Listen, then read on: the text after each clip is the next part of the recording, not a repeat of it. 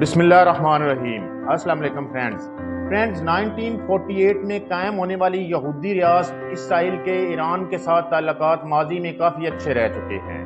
ترکی کے بعد ایران دوسرا اسلامی ملک تھا جس نے اسرائیل کو تسلیم کیا، لیکن 1979 میں ایران کے اسلامی انقلاب کے ساتھ ایران میں بادشاہت کا خاتمہ ہو گیا اور امام خمینی کی قیادت میں بننے والی حکومت کے اسرائیل اور امریکہ سے تعلقات خراب ہو گئے اور 1990 کی دہائی کے بعد یہ تعلقات دشمنی میں تبدیل ہو گئے۔ اسرائیل نے پچھلے 1 سال سے جنگ کا محاذ کھلا ہوا ہے اور فلسطین اور لبنان پر ظلم و ستم کے پہاڑ گرا رہا ہے۔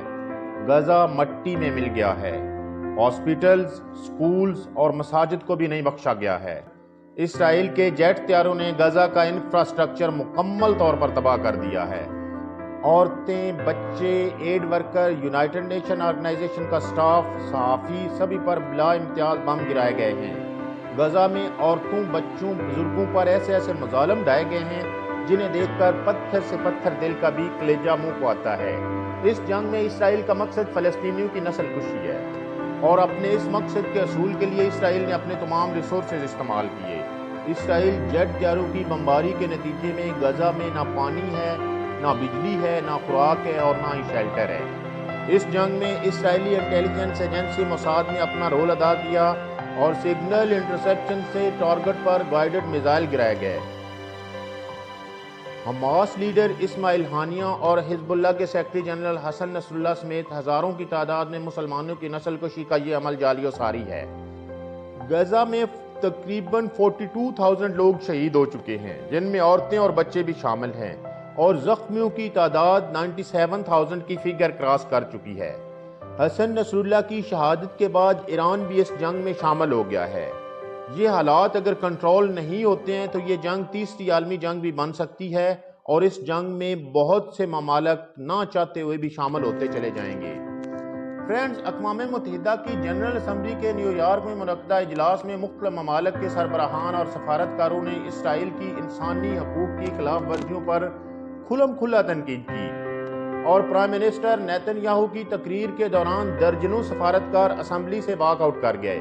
یہ احتجاجی واک آؤٹ اسرائیل کی ظلم و جبر کی پالیسیوں سے نفرت کا اظہار تھا۔ 1 اکتوبر کی رات ایران نے حسن نصر اللہ کی شہادت کا بدلہ لینے کے 200 میزائل فائر کیے اور اسرائیل کو جنگ کے لیے پوری طرح للکار دیا۔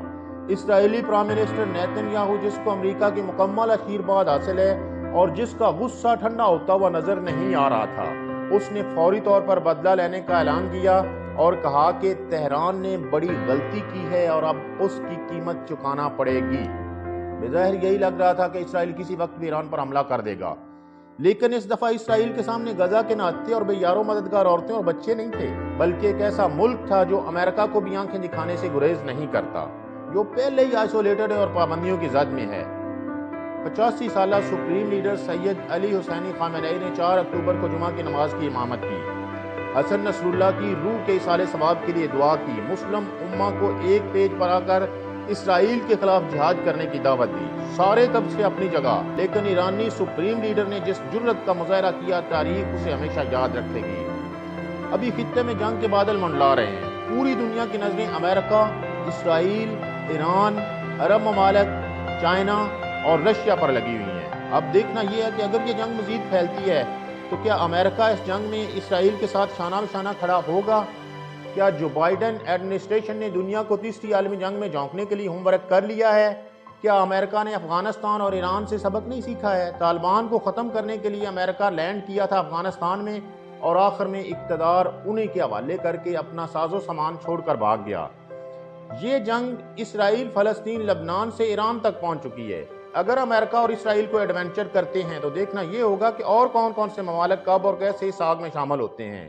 یہ جنگ آگ کی طرح ہوگی، جس طرح آگ ہوا کے ساتھ اپنا رخ تبدیل کرتی ہے، اسی طرح اس جنگ میں بھی کچھ ممالک چاہتے ہوئے اور کچھ نہ چاہتے ہوئے بھی شامل ہوتے چلے جائیں گے۔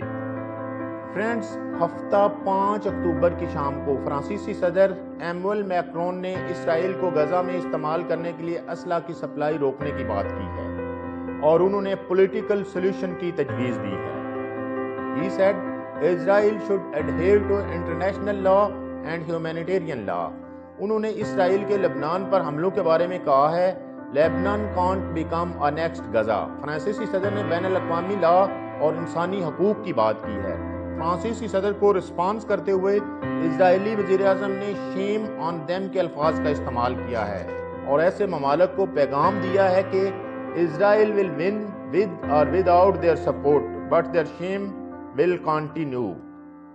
لیکن موصوف صدر کو نہتے فلسطینیوں پر مظالم ڈھاتے ہوئے، بمباری کرتے ہوئے بالکل شرم نہیں آئی۔ اصل میں ایسے موقع پر اسرائیل کے اتحادیوں کی طرف سے اس طرح کا میسج آنا ان اتحادیوں کی فرسٹریشن کا اظہار ہے۔ یہ لوگ افغانستان میں اساف اور نیٹو فورسز کا حصہ ہونے کی وجہ سے بیگانی جنگیں لڑنے کے پروسیس سے گزر چکے ہیں اور اسی وجہ سے اب یہ اسرائیل کو انسانوں کی طرح رہنے کا درس دے رہے ہیں۔ فرینڈز، اگر آپ کو میری ویڈیو پسند آئی ہے تو لائک کے بٹن کو پریس کر دیں۔ اگر میرا کنٹینٹ پسند آ رہا ہے تو چینل کو سبسکرائب کر لیں تاکہ میرا اور آپ کا انٹریکشن رہ سکے۔ Thank you very much. اللہ حافظ۔